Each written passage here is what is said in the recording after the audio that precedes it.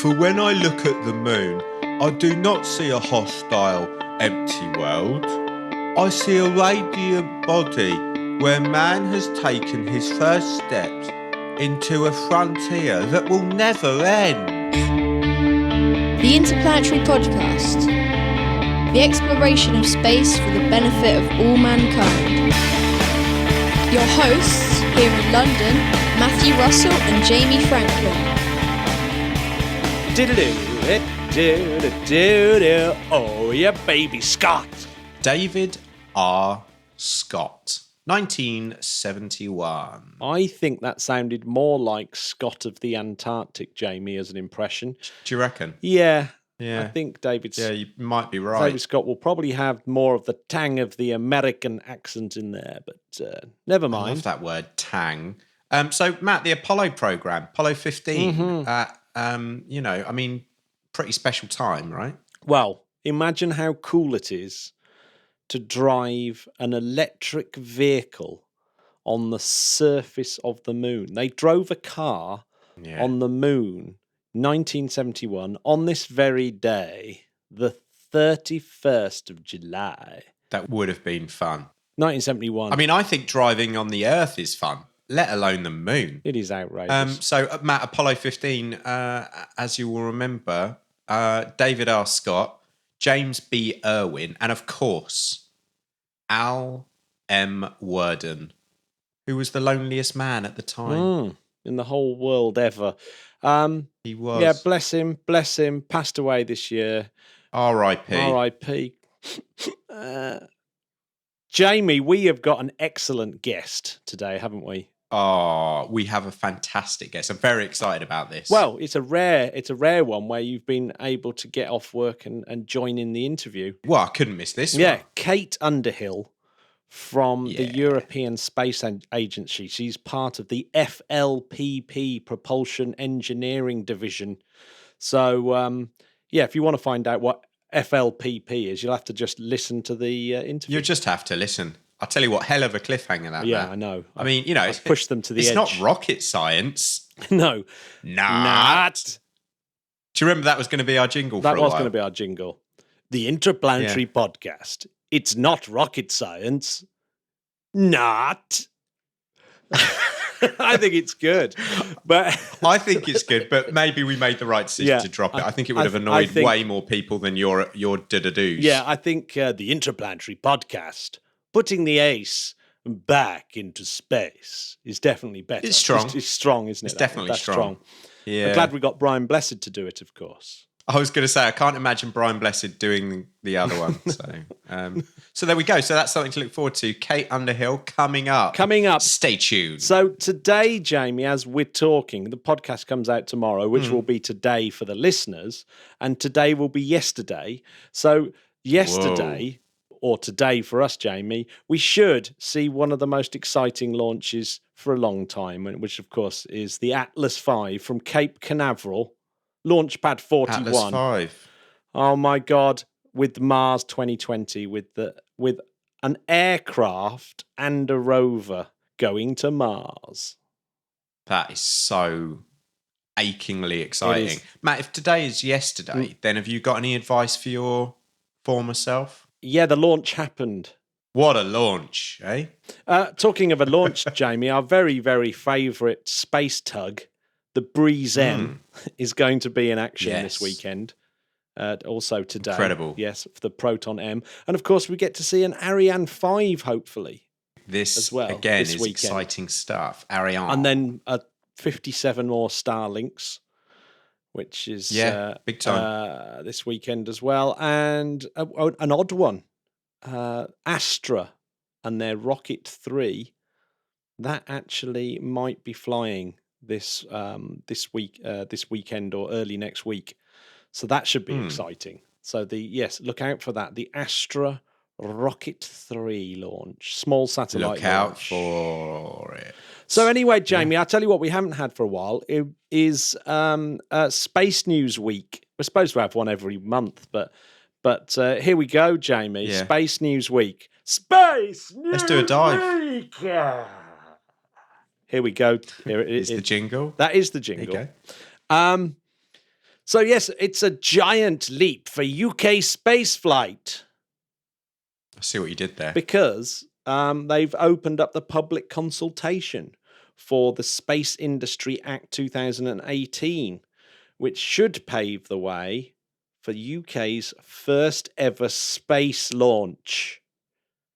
Whoa, that is deep. Yeah, so they've launched the public consultation this week. They hope to have launches in the early 2020s, so soon, Jamie. It's quite exciting, isn't it? And That is exciting. they've given the Civil Aviation Authority, they're going to be the regulator of commercial spaceflight.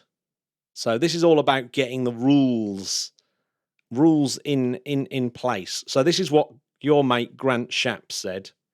He said, Oh, yeah. getting the rules in place for space launches from the UK territory may seem like one small step, but it paves the way for a giant leap in the development of our space sector.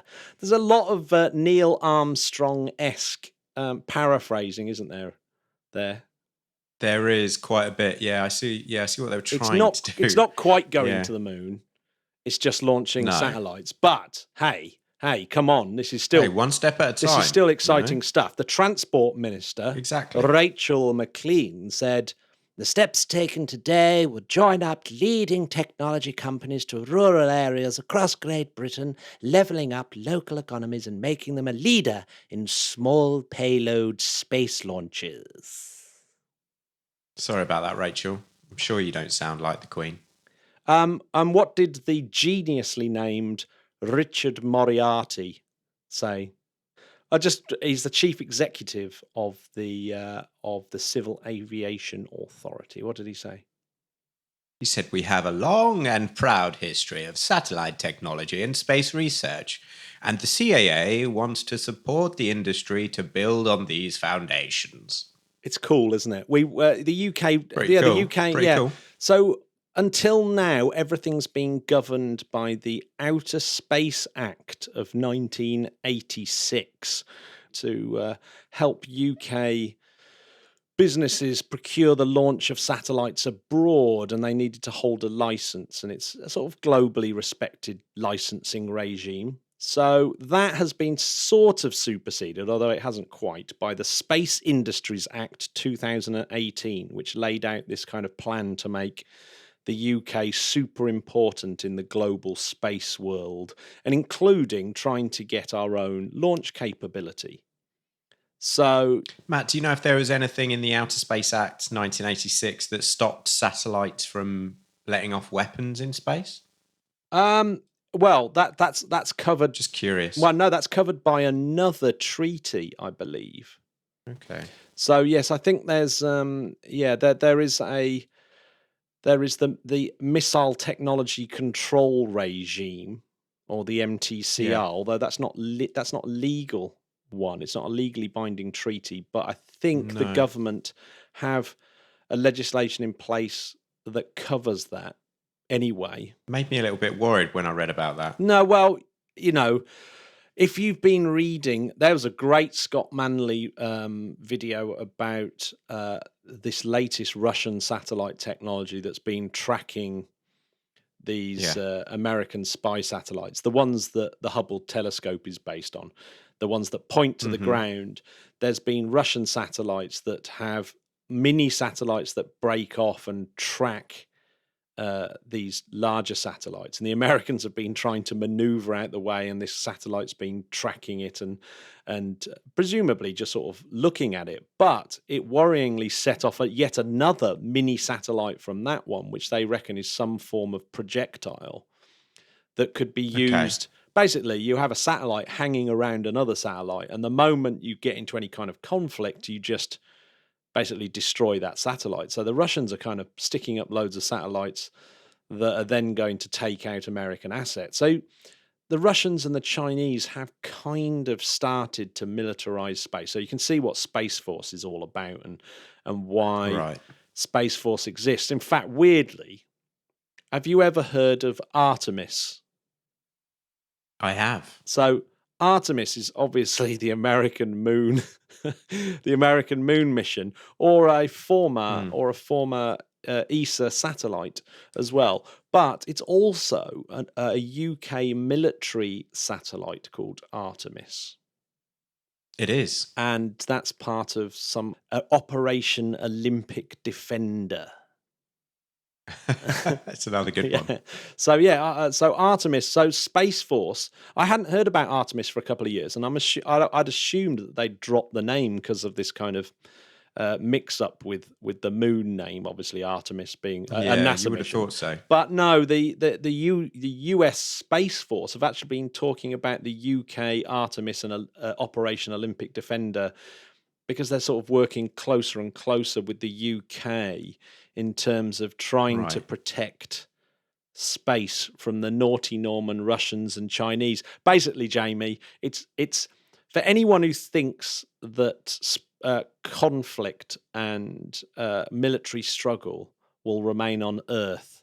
I think, and it is disappointing, but I think you will be disappointed. I think you'll find that it's already spread into space. Just, there's billions. It's inevitable, isn't it, sadly? Well, there's billions and billions and billions of dollars worth of assets, military assets in space, and Russia have got a lot of expertise in space, and they're falling behind in so many other areas that it's a way of them sort of keeping their military upper hand, as it were, and it certainly is for China as well. So it's all pretty gross. But that's the way of the world, isn't it, Jamie? It's the way of the world. It is. We just have to not worry too much about the stuff that we can't change. Am I right, Matthew? Well, exactly. And anyway, let's get back to the UK. So the UK, the Outer Space Act 1986 will still look after the procurement of overseas launch. So if you want to, if we come up with a little satellite and we want, an Atlas V to launch it, we'd build a little Mars rover or something like that, then we'd still go through the act. We'd still use the legislation in place from the Outer Space Act. However, if we want to launch something in the UK, we'd be using the Space Industry Act of 2018, which is not quite finished because they need to do this, public consultancy. So they need to consult the public, iron out all the little issues, but we're almost there. Now, the one thing it won't cover, Jamie, and you'll be a bit disappointed by this, is it won't cover orbital launch vehicles with human occupants. So unfortunately, I won't be able to fire you into space using the Space Industry Act 2018. We'll have to wait for some more legislation to come in. Fair enough. I'll wait. And would have to follow a LARP. And a LARP is my favourite acronym of the week. Acronym of the week! Here we go. Which Welcome back. Which is, it's the act of getting the risks as low as reasonably possible. A LARP. Brilliant. Yeah, perfect. As low as reasonably possible. Are your risks a LARP? So I like that. Yeah. And of course, this is all. There's been a few recently. We talked about that. We talked about the UK and the US had signed some agreement that allows America to send over technology that's sensitive, military sensitive to the UK, etc. So, the Americans are gearing up to launch from the UK as well. So it's really exciting times, Jamie. UK times. It really is exciting. Yeah, I love it. I also wanted to talk about a piece I read by a great space person, Betty Bonardell Azelli, who is from Access Space, and she wrote a piece in Via Satellite, because obviously I've been trying to work out what the heck's going to happen with OneWeb. And normally, if you read things like The Guardian, etc., it's always very negative. And I have to say, whatever people put up, it's quite funny when the UK government tweeted this public consultation. The tweets are so negative. It's like, well, if it's anything like the trains, it will be a mess. Can't we sort out the buses first? And all that kind of stuff. It's like, oh, for God's sake. Yeah, classic. It's nothing to do with buses and trains. Anyway, that aside, she was going on a little bit about OneWeb.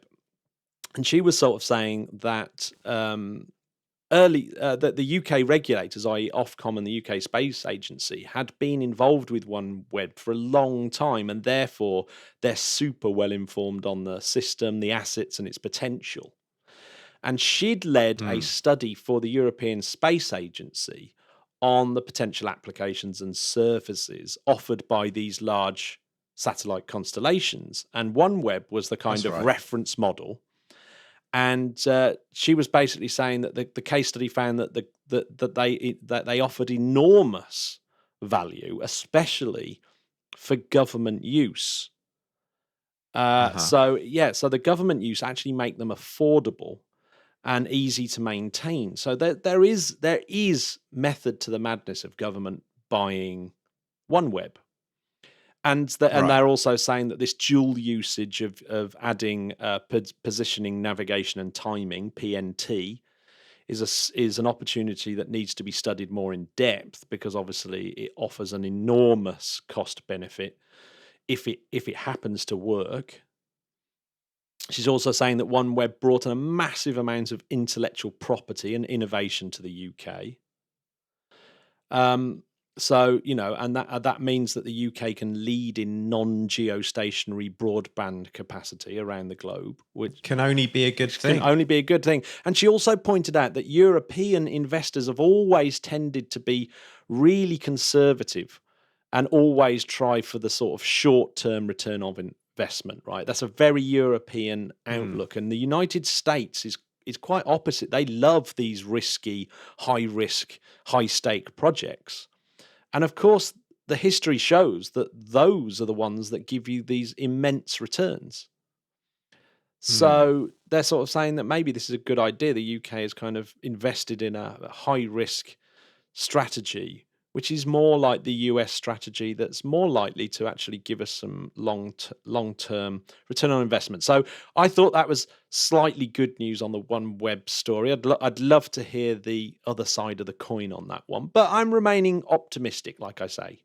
There you go. That's why I like you, Matt. You always remain optimistic. And Matt, did you hear about the butchers that was very high risk? No. The stakes were very high. Wow. I didn't even think you were going to go. I didn't think you were going to go there, but you ended up going there. I wasn't for a while. I think I told it wrong, but there we go. There we are. I'm standing by it. You're a bit like the baker who has special needs. Oh God. Right. So Jamie, there's why did the baker have brown hands? Because he needed a poo. Okay, let's move on very quickly. What did the rocket scientist do when he needed a poo and he was constipated? Worked it out with a pencil. Jamie, yes. There's a new film almost out. Eva Green, one of my faves, Interstellar, James Bond, etc. She's in a film called Proxima. Oh, wow. Where she's the mother of a child and she's leaving because she's an astronaut. And it's all about that struggle of leaving a child behind when you're an astronaut. Is it out? When's it out? It's out soon. It doesn't have a release date, but I saw a preview of it, and there's lots of ESA footage and Soyuz takeoffs, so it's all looking very, very cool.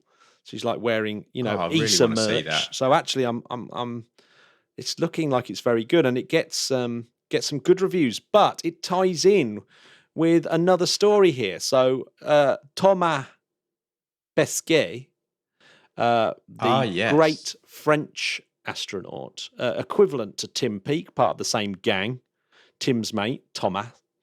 His first space mission was also called Proxima. Didn't we interview Thomas when we went to ESA? No, or am I thinking wrong? No, we didn't. No, annoyingly. Oh well, we definitely have to. But he will be in very much demand at the moment because he's just been assigned his second space flight, which will be on a SpaceX Crew Dragon. So he'll be the first European astronaut, European Space Agency astronaut on the Crew Dragon. So that's pretty exciting. I wonder if Tim Peake's a little bit jealous of that. But hey. Well, Joe. But it's his second mission, his first mission being Proxima, and his second mission being Alpha, because the French like to name their space missions after stars. Alpha Centauri, of yes, course. and of course, Alpha is part of the Proxima is part of the Alpha Centauri system, so it's all quite cool and fits in. So, well, Fits together nicely. and of course, Alpha, because he's the first European Space Agency astronaut on an American commercial flight. So he is the Alpha. Well, he's the alpha male. Well, that is of European space flight. Alpha male. Yeah.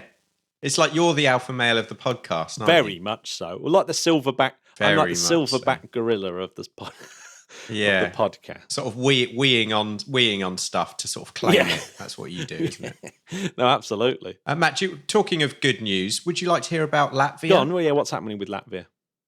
Well, they've only become an ESA associate member state. Ah, that is nice, isn't it? So welcome on board, So Latvia. congratulations. Beautiful. Congratulations, Latvia. Yeah, beautiful country. Beautiful country. Beautiful people. Super. Yeah, you've been. I haven't been. You love I do. Latvia, I love all the Baltic states and Latvia. Extremely pleasant, lovely people, lovely architecture. Everything about it's great. Get yourself to Latvia. There we go. When it's safe to do so. Yes. So NASA, of course, we've just heard about Thomas Pesquet. Mm-hmm. But of course, they have announced other members of Crew 2, SpaceX Crew 2. Yeah. So the other members are Shane Kimbrough, Megan MacArthur, and of course, what's great about that is Megan MacArthur is the wife of Bob Behnken, who is, of course, the astronaut who is currently flying on a SpaceX Dragon. So, I think that is brilliant. What a family! They must have done that so that there wasn't, that obviously there's lots of bragging rights at meal times, and of course Megan was probably a bit annoyed that Bob could, lord it over her. So she's she's got herself in there to make sure that supper time is no longer going to be, a sort of space mission off, like I'd imagine it was. Incredible. So those two are going up. And of course, the Japanese Aerospace Exploration Agency astronaut, the JAXA astronaut, Akihiko Hoshide, is going up as well. So that's pretty cool. So that's their Crew 2, targeted for spring 2021. Well, congratulations, Hoshida-san. Very excitingly, this weekend, we shall see Demo 2, Bob Behnken and Chunky, landing in the ocean. In the ocean. Stay safe, people. As they return to Earth on August the 2nd, hopefully. Then we've got Crew 1 mission, targeted for late September. And if you've forgotten who's on that, we've got Michael Hopkins, Victor Glover, and another Japanese astronaut, Soichi Noguchi, and a third NASA astronaut, Shannon Walker. So there's four on that mission, which will restore the space station number back to 7, because it's been running on a crew of 6. Sometimes 5, which has meant they haven't been getting as much science as they need. Apparently, it will double the amount of science you can do if you have that extra person on board. That's only a good thing. So well done to all those people who've been given SpaceX flights, which is excellent news. Now, I wonder if Thomas Pesquet is doing a Dragon, which means, is it more likely that Tim Peake now will be pushed onto a Boeing flight? I don't know, but we'll have to wait and see what he ends up going up to. Whatever it is, I'm super excited for him and for the UK. Of course, we can't go on and not talk about NASA's major launch, Mars 2020 Perseverance rover. Now, I thought I'd pick on one little bit of this because I've got a little bit of a connection to it. So this is the third attempt to get microphones on Mars. This is tricky. So did you know this? So yes.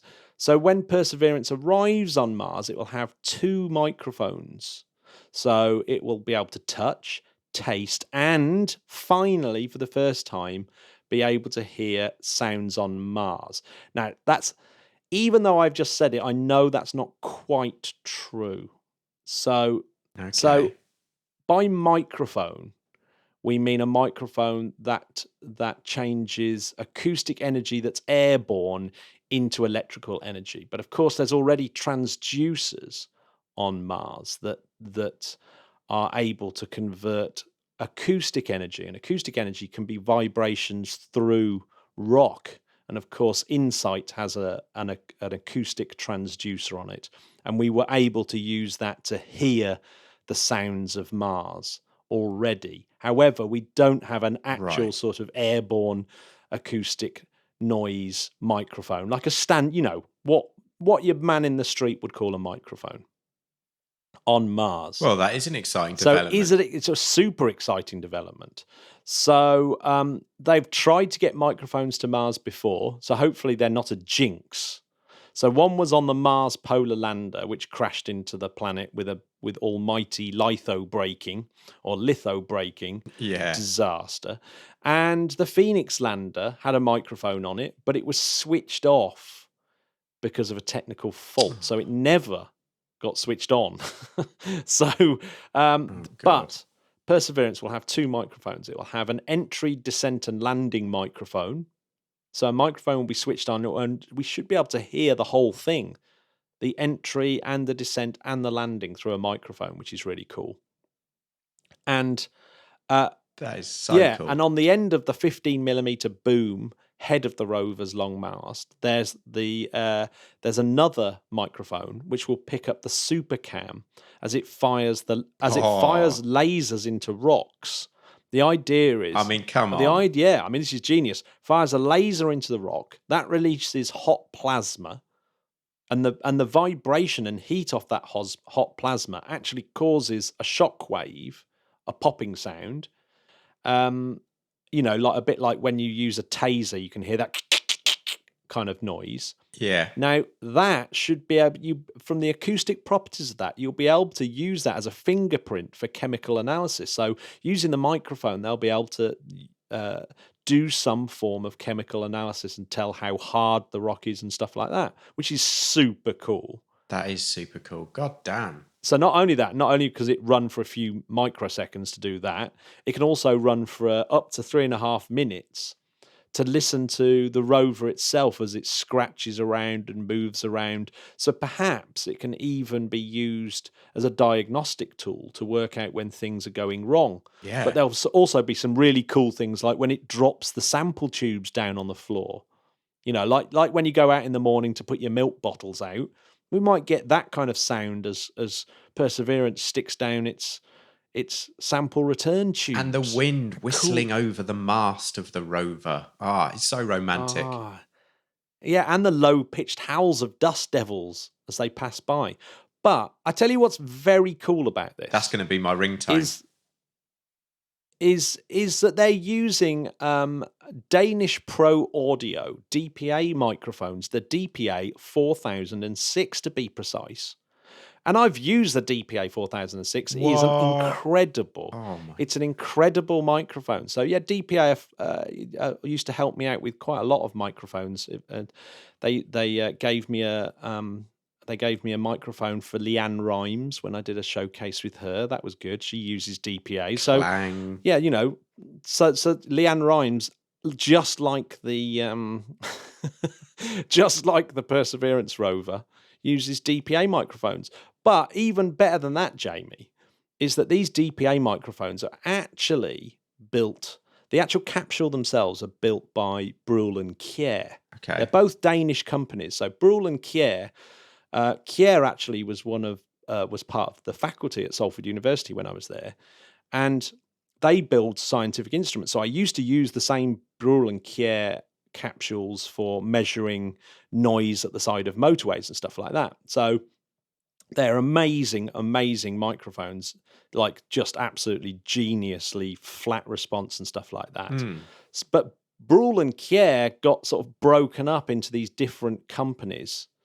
One of them being this Danish Pro Audio company that that left that organization, but Brawl and Care was sold to a German company who then sold it to a UK company. So just about the microphone capsules themselves, in essence, are built by a Danish company that are owned by UK sort of venture capitalists, and they're put on capsules by another Danish company that are owned by an Italian company. God, it's so confusing. It makes you realise very European. How complicated all these sort of major scientific companies are, and how everything really requires international effort these days. You just can't do anything without it. You know, the expertise required is, you know, all these different countries, UK, Denmark, Italy, NASA, of course. It's incredibly complicated. I love it. But I think also that's what space is all about. Yeah.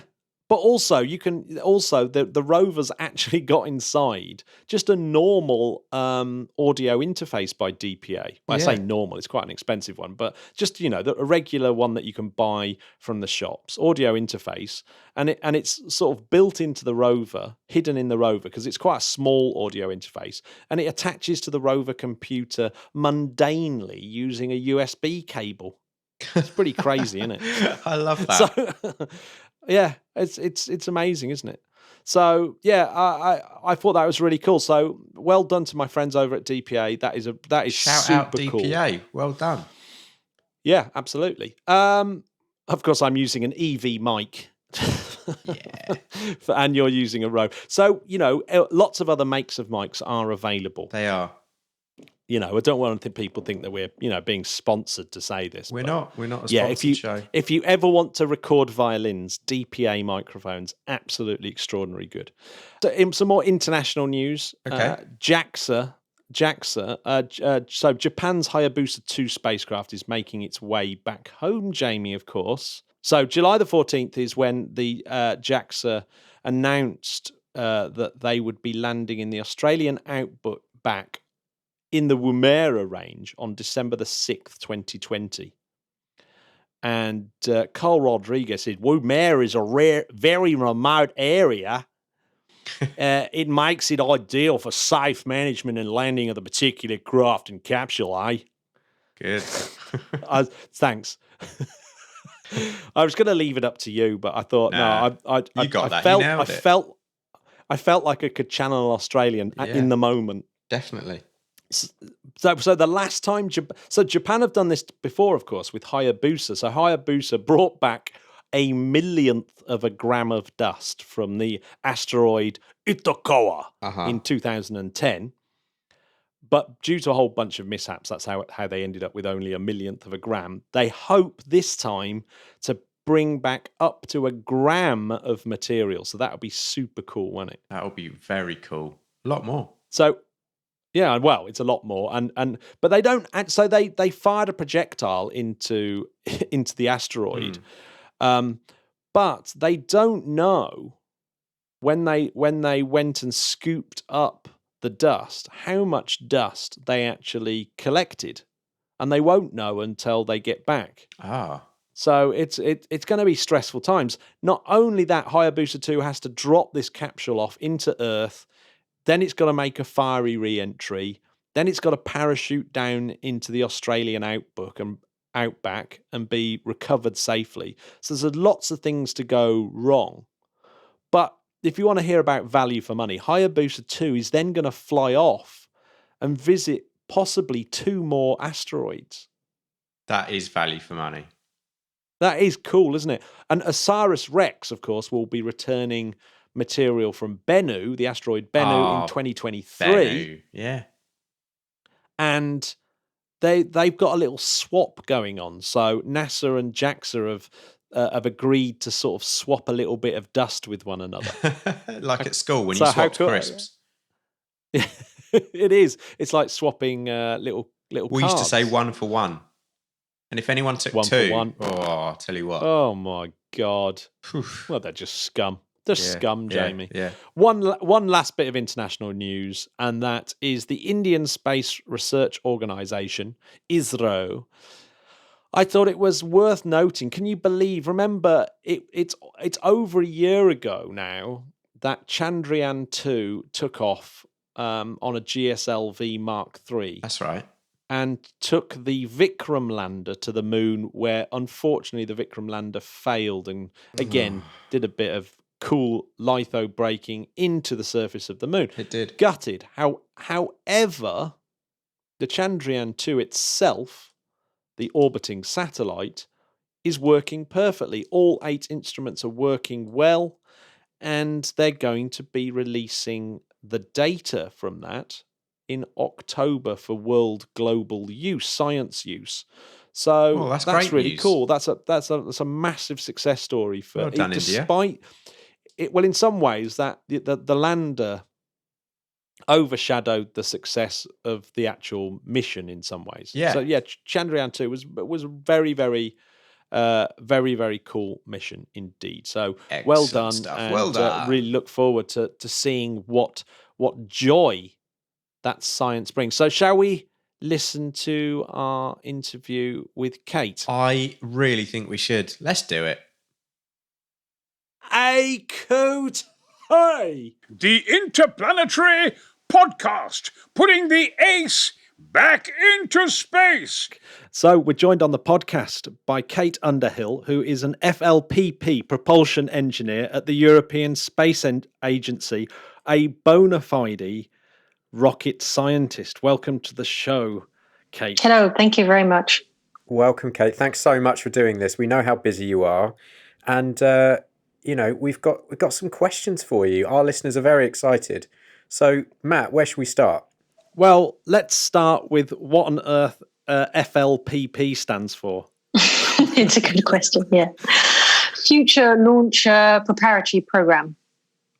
So he's within the ESA Space Transportation Directorate, so ex-launchers, but we now work on space transportation, so going up into space, moving around space, and coming back down again. These are all the topics we're working on, and within that we have the existing launchers we have today, so Ariane 5, which is going to be launching in a couple of weeks, and Vega, which hasn't launched recently because of high winds, but should be launching in August. And we have our launches in development, so Ariane 6 and then Vega C coming as well. And then beyond that, we have Future Launch Preparatory Program. So what are the next technologies, but also what are the next systems that we need to be looking at in Europe for our access to space? I mean, it's quite a complicated. The thing that I find complicated anyway is the relationship between the European Space Agency and, say, the Ariane Group, and how all those things interact. Are you able to describe that to me to sort of finally put it to rest in my head? It's complicated because we actually have multiple roles as ESA. So within the Space Transportation Directorate, we are helping with the development. We help in the future. It's quite easy in the future. So future technologies, we're the ones kind of looking into the future and trying to work out what we need, and we're ahead of industry. We're looking into things that are not quite applicable yet, that are not quite cost efficient enough, or looking into things where they need to spend a bit of money on development. So that's easy for us to kind of come in there and be the research behind the early stage research and start looking for an application.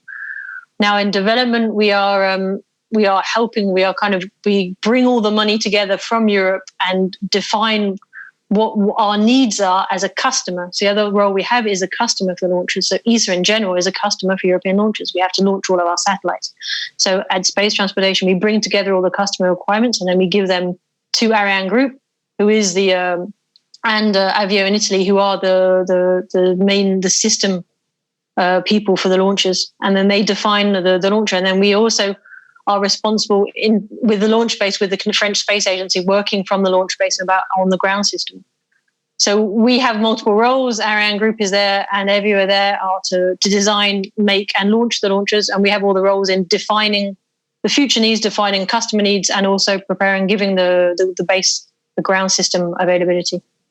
Yeah, so it's not all of the countries in the European Space Agency are involved, are they, with launches? Launches is an optional program. Again, I don't know how much you know about the various bureaucracy within ESA, but we have the European Space Agency has, if you want to be a member, you have to pay kind of a membership fee, which covers basic cost of ESA, like my salary, and the basic programs, which is science, is one of the key ones. It's really a main program of ours. Everybody contributes to science programs.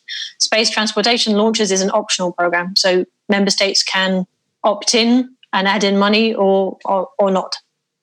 And I understand the UK have opt out. Is that right?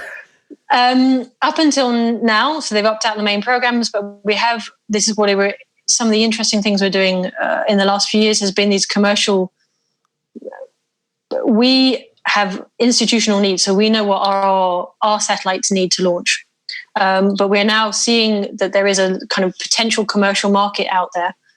And so we're working not as a customer, but as providing our expertise and technical knowledge to any company in Europe that would want to make their own launches. And this is what we're seeing now in the UK. There's a lot of projects coming up in Scotland, in Cornwall about UK launch. And so we are available to provide our know-how. We know how to launch things to these companies. And the UK is interested in those aspects of ESA launches. Has that been exciting for you as a Brit to see Britain actually taking an interest again in launching since we abandoned it in 71? Yeah, it is a bit of a shame being the UK the country that had a launcher and then said, nah, we're all right, we don't want that anymore. So it's on a very personal viewpoint. I've been quite enjoying having professional meetings in the UK, being able to travel to the UK for work, and also I think there really is an interest point in that the UK wants to do something. They want to do these commercial launches. It's more polar orbits, microsatellites, nanosatellites. So it's very different from what Ariane 5 and Vega are doing. So it's interesting to see what these companies are doing. And I really think that we can bring our experience. Again, we know how to launch things. We know about satellites. We know how to launch things. So we can bring our experience to help these commercial companies get off the ground, literally and figuratively. Kate, I wanted to ask about, I know that part of the goal of what you're doing is to develop environmentally friendly technologies. What challenges are there at the moment with that area? It's a good question. We're looking into things like green propellants. We have a lot of the propellants we have in launches today, like Ariane 5 has oxygen and hydrogen as one of the main propellants, and that's easy. That produces water, so we don't have a problem with that. What we have storable propellant stages, which use hydrazine and nitrogen tetroxide, which are very nasty chemicals, and we are trying to find ways of not using them anymore. But the problem with them is they are, aside from being very polluting and very nasty, they're actually really easy to use. They ignite by themselves, which means that our engine's a lot easier. We can ignite the engines many times as we want. And they have a decent performance. So our problem is finding something. You want a chemical that's very reactive in order to have a good engine, but not so reactive that it's dangerous for you and the environment. So it's quite hard finding that compromise. And in Europe, we don't have, or across the world, there's not that much experience. We're really into very basic chemistry of some elements, really understanding basic chemistry and reactions, and then trying to put that into an actual engine and designing an engine. So we're starting from, very, very basic information, trying to build up the knowledge to be able to design an engine on these things. Is that one of the main driving factors of something like Prometheus and methane? Is an environmental thing, or is it more to do with reusability? It's a bit of everything. Methane is interesting on this point because it's easier for reusability. So the engine is it's cheaper, it's easier to use because methane is what we call a light cryogenic. It's not like hydrogen, which has to be at 20 Kelvin. It's quite heavy to operate. Methane is only at 70 Kelvin. So it's easier to use. It's means that we can if we get it in the right operating realm, we can reuse it because it's relatively clean burning, and because it's not toxic, it's cheaper just in terms of production and management on the ground and safety and security of people around. So presumably you're involved with projects like the Prometheus and where that goes next. Yes. So I'm a propulsion engineer in FLPP. Prometheus is a propulsion project within FLPP. And I'm not the main technical lead on that, but I provide a lot of support in terms of technology development. And what is really interesting there's a number of interesting aspects on Prometheus. So it is this idea of really low cost reusable engine for Europe, learning about oxygen, methane, and all these elements. And all the technologies we're putting into that are really interesting. So we're using a lot of additive manufacturing. This is, the big buzzword, 3D printing of parts to really bring the cost down of these elements. And all of that technology we're looking into is applicable for Prometheus, but we're also saying, well, actually, if we develop it, we can also put it on engines today. So some of the Vulcane engine, Vinci engine we have today, can we reduce the cost with these parts, with these additive manufacturing, with these new laser igniters we're using in Prometheus? Can we already get the cost reductions of those onto our existing engines? And then, as you said, the other interesting thing is, what can we do with Prometheus? What can this engine, once we demonstrate its performance and its cost, then it's going to be a really interesting engine in our engine set. And what kind of launches can we have with that? So can we upgrade Ariane 6 with this engine? Where could we put it? Can we put it on the upper stage and the lower stage? Can we put it on boosters? And also, I'm extremely biased because I'm a propulsion engineer. I really think engines are the core of the launcher. So once you've got an engine that works, that kind of really opens up what launcher can I make with that? So once we have a Prometheus engine, how many that is made to stack together? Well, if I put 7 or 11 on a stage, what does that mean for my launcher? And it really opens up this possibility of future reusable launchers within Europe. Yeah, have ESA felt the pressure of some of other commercial providers like SpaceX making launch exceedingly cheap, and therefore, do you feel the pressure from that, or is it something that's nice to have? Yes, within Europe we feel that pressure because in Europe we have quite a special environment for our launches. Is that we've decided that we need access to space. It's a strategic goal of Europe. It's something really important. We need to be able to launch our satellites when we want to launch them. But we don't send enough satellites every year in order to maintain a launcher capability just for our satellites. So in fact, in Europe, we're quite dependent on the commercial market because the more you launch, the cheaper it is per launch. So I think it's always about 50% of commercial satellites have been launched by Ariane 5. 50% of the ones in space now have been launched by Ariane 5. It's been very successful in the commercial market up until now because it's provided good quality, good value for money and good performance. And when we have pressure on the commercial prices, then that we feel that as an institutional customer driving up the prices on our side. Arianespace, that commercializes launches in Europe, has seen that commercial pressure and has been involved in then defining what we need for Ariane 6 to reduce the cost and then what we need beyond Ariane 6 to reduce the cost. Is that a conversation that's going on now? Is the Ariane 7, Ariane Next conversation? Presumably there must be a kind of feel of a rush for it now. This is why I quite like working in the future because there's always a future. I'm never going to run out of work. There's always something next, and next thing to come. So Ariane 6 needs to come in and needs to work because it's a big cost reduction with respect to Ariane 5 and it's got new technologies and it's responding to the requirements defined by Arianespace for customers. But once we've got that in, then what is the next step? We can see that we need to take the next step again in cost reduction and reusability and in terms of flexibility. And this is what is quite tricky for launcher development is that launchers take a long time. They're very big, complicated systems. They take a long time to develop. And a long time is 4 or 5 years is really quick for us. And that's what we're doing there in 6. But the satellite market changes every 2-3 years. Someone does a prediction and, 2 years time, satellites will be like this and it's completely different. And so what we're seeing now is there is constellations and then there's microsatellites, but it's not as big as we thought it would be. And then they're going to different orbits. So we can see, actually the market we thought we might be having in a few years' time is changing rapidly, and we're going to have to react to that and get a launcher that can answer the customer requirements that will be there in 2030.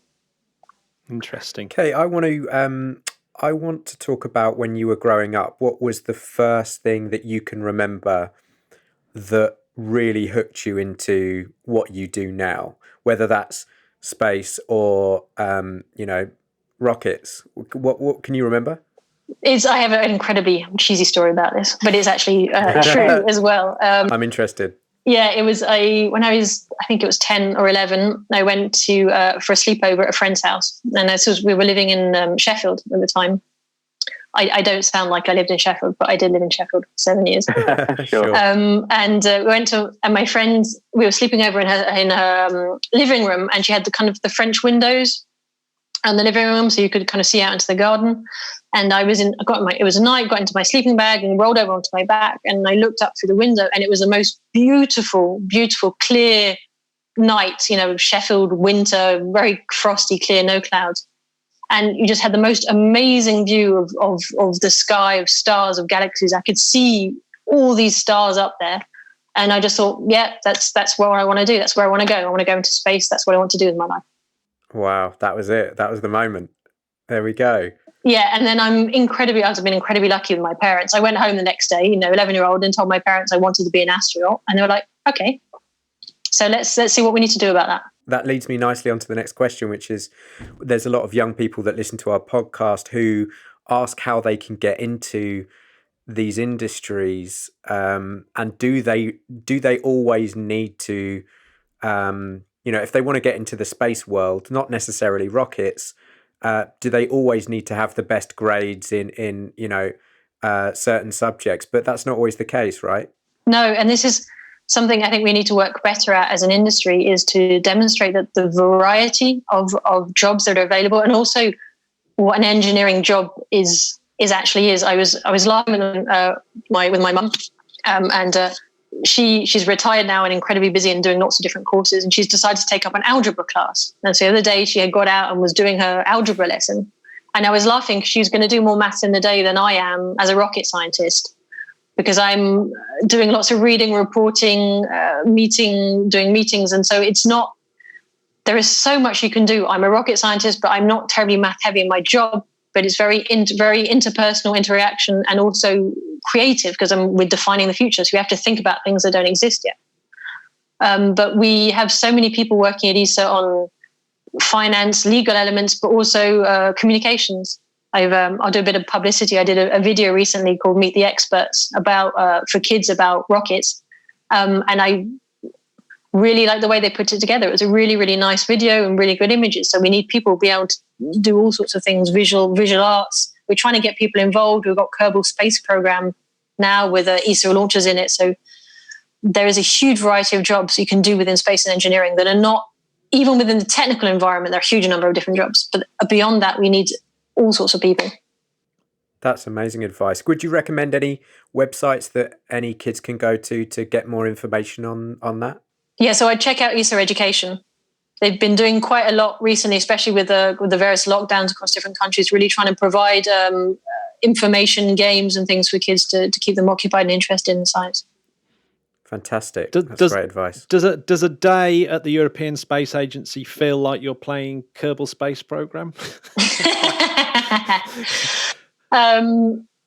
Sometimes, like I say, you have to create things that don't exist, and you kind of say, well, is this going to work? We put this together and try and work out if it's going to look good or not. I think that's probably a sign of a good job. If you don't feel like you're working, you feel like you're playing a little bit sometimes, I think it means you're enjoying your job. If you wanted to show off about something about, say, Ariane 6 that was that are new technologies that's really stand out in Ariane 6, what would it be? What's actually new about it? I could be very boring and give multiple answers. There is interesting technology on there. So again, the key one is additive manufacturing, and have bits on there. The APU, auxiliary power unit on the upper stage, which I like to call an octopus, is kind of this very strange combustion chamber with arms coming off it, and it's something that's going to add additional flexibility on the upper stage, and that's really a piece that we wouldn't be able to design or produce correctly in normal manufacturing methods. So 3D printing that part has really helped us add those elements onto the upper stage, the versatility. But what Ariane 6 has done interesting is it doesn't sound that interesting, as the whole operations plan is really thinking about how to be efficient. And I visited the upper stage factory in Bremen last year, a year or two ago, and really the thought out of all this different process and really moving from one step to the other, and everything being very quick and efficient and standardization. And we're trying to get to, we're not there yet, the kind of the plain car type standardization where it's really normal and you can just churn out a launcher efficiently every week or something. And Ariane 6 has really tried to take that into account, and also the horizontal assembly. So the whole launch operations in French Guiana have been thought out to be efficient, to be low cost and to be efficient and to have a quick launch campaign and horizontal assembly of the main launcher, and then make it vertical on the launch pad, add in the boosters, add in the payloads, the satellites. And that's lessons learned from Vega, from Soyuz, from Ariane 5 today about how to be quick and be able to have a quick turnaround, to be able to launch every 2 weeks or something like that. Was that interesting getting, because how did you get involved with, say, the Soyuz element of launch? That was a really interesting part of my career, actually. For a while I was doing launch operations with Ariane in French Guiana. So I lived in French Guiana in South America, which is where the European spaceport is. It's where we launch Ariane and Vega from. And at that time I arrived exactly when we were bringing Soyuz. It was this agreement to bring this mythical, and Soyuz is a mythical launch for rocket scientists. It's the one that has launched nearly 2,000 times. It's a wonderful piece of engineering. And we had this agreement to bring Soyuz to French Guiana, and because French Guiana is a really good launch base because of the proximity to the equator and the speed of the Earth's rotation, means we can actually get more performance out of the same launcher. And it was interesting for us to have this relatively low-cost launcher as part of our launcher set. And when I was in French Guiana, we did the whole process, the first operational qualification, bringing the launcher, assembling it, and also the first launches of Soyuz. And that was an absolutely amazing experience because of getting up close and personal with this mythical launcher and working with the Russians. We never normally do that. And it's such a completely different way of working compared to our Europeans, that we both learn a huge amount from each other, us from the Russians and the Russians from us. And that was a really, really great experience, was assembling the launch, Soyuz for the first time and being there for the first couple of launches of Soyuz in French Guiana. Yeah, I mean, it's that must have actually have been amazing, because when I think about Soyuz, I can't believe how long it's been going, and it's still the launch vehicle, isn't it? Really. I mean, I've already made the joke, but I did the assembly of the satellites on the upper stage of the frigate, which is kind of a bit like a kick stage, and it goes within the fairing, and we put the satellites on top. And what I really like is there's these ladies that come along, and then so the insulation on frigate is finished by hand by little ladies, by women coming to sew up the insulation. It's so beautifully handmade. They're shipped over from Russia. They're flown in from Russia specifically for their sewing skills. But the stage, I made the joke, it looks like the plumbing in my grandmother's bathroom. It's these big thick pipes, but it works, and it's almost a pleasure to work with because it's so solid and sturdy. You have this confidence in it, and you have the confidence in the Russians' knowledge of their launcher because they've been launching it for 60 years. They know it. They completely know it. Yeah, I mean, how long do you think Soyuz is going to go on for? How many more decades do you think they've got out of it? I don't know. I don't see any end anytime soon because it just works. Yeah, it's an incredible engineering story. I can't think of many other sort of industrial engineering projects that have lasted this long. It's incredible, isn't it? And they've been doing updates along the way, but the basic design works, and you can update the materials, update some of the elements, but the basic system still works. Well, we'll go into some more frivolous questions now, if you don't mind, because we've had you for half an hour. If you were to bring back a hero from the dead, a scientist, a rocket scientist, or someone like that, who would you bring back to show the modern world to sort of say, "Hey, look what we've done"? That's an interesting question. I remember reading a lot of the history of rocket science and the beginning of rocket science, and almost every chapter ended with, "and then he blew his fingers off." And you can see that the pioneers of rocket science were really, they were very much involved, but didn't quite have a good idea about safety.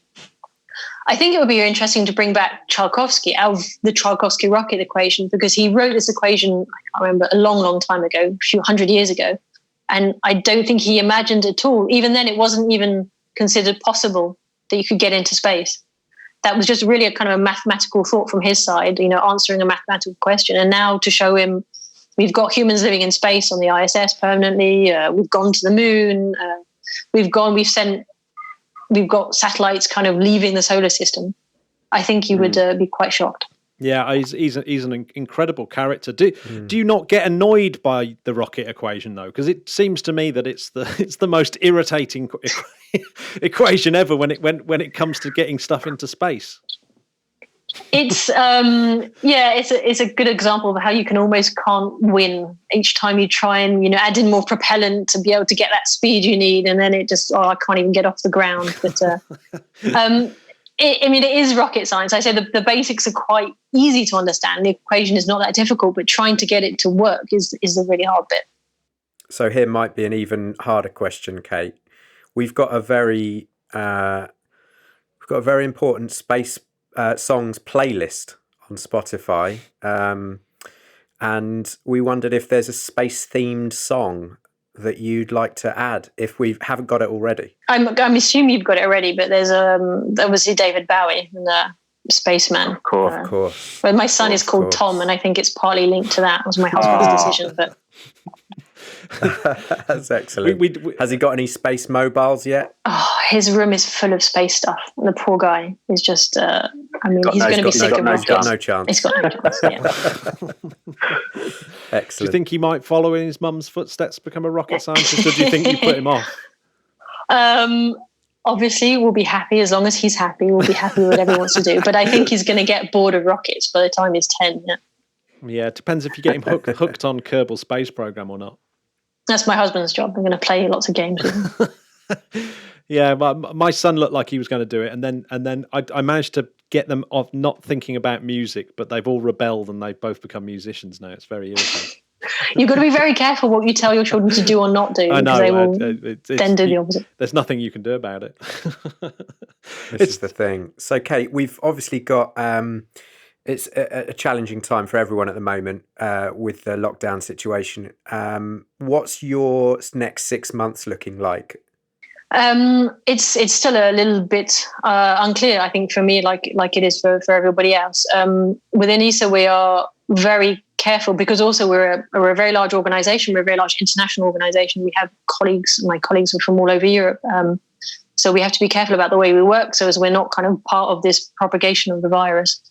And so we're taking it very carefully about going back into the office, and we have started going back into the office where I work in Paris normally, going back a few days a week. And as from September, I think we'll start ramping that up. What we haven't started doing is kind of missions. I used to be traveling around Europe quite a lot because all of my projects, again, what is interesting about Europe and the European Space Agency is our projects really are pan-European, and you really get expertise from all over Europe. So I'm working with Germany, Sweden, Ireland, Belgium. And I used to be doing quite a lot of missions to go and see the people and go and see the hardware we were producing. And I think that's not going to be happening quite so soon, which is not such a bad thing, for me, for the planet as well. And I think we're starting to readjust a little bit and realize that already we were working. I was doing lots of teleconferences, and we are working more and more online, being more and more flexible, and being able to reduce our carbon footprint and be more efficient in the work we're doing. Actually, spending more time and actually doing stuff rather than traveling around. Yes, I certainly feel the same thing. I've got one last question, which I can't really let you go without answering. Is watching Starship being built out in the open for a rocket scientist is that exciting? Maybe it's coming from French Guiana. I worry about things being out in the open because things, the number of insects and birds you can find. As soon as we take the rocket out in French Guiana, take it out of the buildings, and there's birds flying around it, and there's beetles crawling up it. So I'm not sure it's the best place to be doing it, but I'm sure that SpaceX know what they're doing. And I think as a rocket scientist, you love whatever rockets, and it's amazing what SpaceX is doing and what the people are doing there. So it's always great to see things like that coming out of the ground. Yeah, I know what you mean about because I had the absolute fortune to go to French Guiana and go to the CSG. And everything that's outside is destroyed, it seems. All the buildings look absolutely knackered. And then you go inside and they're state of the art, obviously. But everything looks, it's crazy. It's a pretty bad environment for because we're near the ocean, so it's saline and it's windy and it's humid, and so all the buildings look horrible, and the inside the air is perfect, dry, clean all the time. I've always wanted to know what's the local food speciality in French Guiana? Poulet boucané. Wow. Which is smoked chicken. Smoked chicken. There we go. Incredible. Matt, did you try that when you were there? Do you know what? I think I did. I think Julio did take me to have some. Yeah, indeed. Yeah. The full my experience. There we go. In fact, not only that, I need to get myself over. I saw the people sewing up Bepi Colombo. So that whole idea of when I saw it, I couldn't believe it. Yeah, that people are hand sewing. So even seamstresses can get. Well, I didn't mention that as a potential career, but you can actually be a space seamstress. Yeah. Yeah. Seemed incredibly important. There we go. That's quite a business card, isn't it? Amazing. Yeah, Kate, thank you so much. It's been a real pleasure to talk to you, and we know your time is precious. So, yeah, thank you again. Yeah, no problem. It's been a real pleasure talking about rockets, as always. I think you said it's ready for anybody listening, and especially young people. If you want to work in space, or just go for it. And even if you're not sure, just have a look. There is so many. It really is a really great career, and it's. Even when I'm doing something boring, I've got some Excel spreadsheet I'm going through. I know at the end of it means that we're launching stuff into space, so it's worthwhile. Excellent stuff. Well, we'll have to keep in touch. Yeah, thank you very much. Yeah. Well, and hopefully we'll meet you in Scotland or somewhere like that at the first UK launch. Yes, the first UK launch will be a good event. The Interplanetary podcast is alive! That was fun, wasn't it, Jamie? How good is Kate? Thanks again for Julio for the hookup. Thank you, Julio.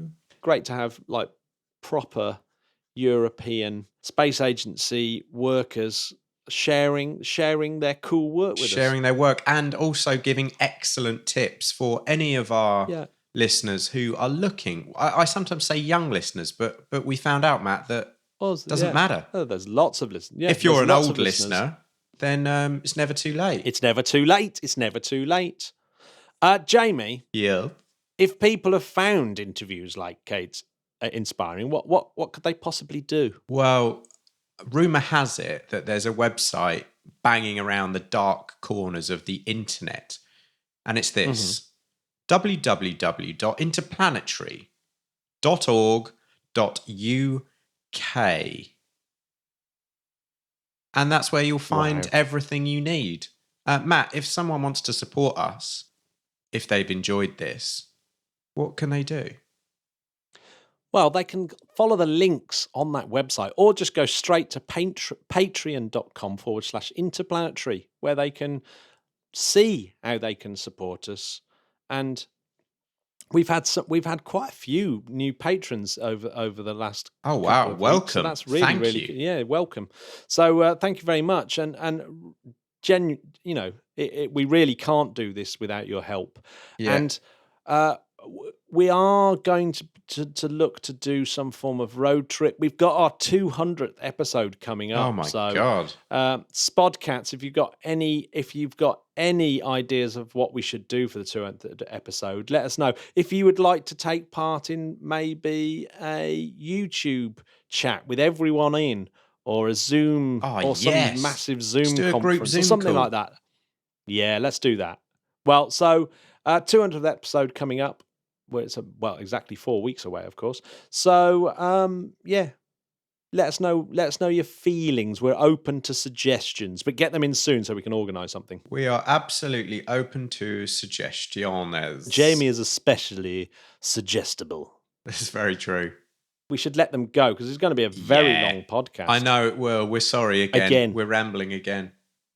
We had a lot of response to our gravitational episode. We did.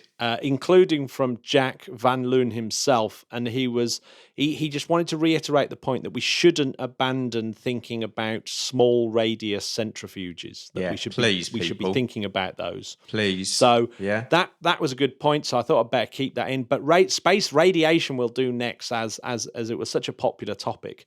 And we've already had some great articles like growing mushrooms as a form of radiation protection.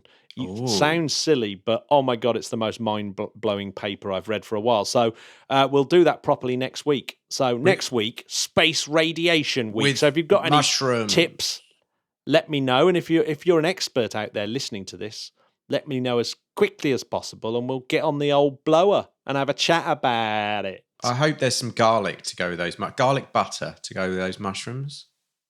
So if anyone can make that happen, I'm just getting hungry, Matt. I haven't eaten anything today. Yeah. I've got a pecan pie literally sitting on my desk right in front of me as we speak. Oh my One God. of my favourites. So gel. One of my favourites.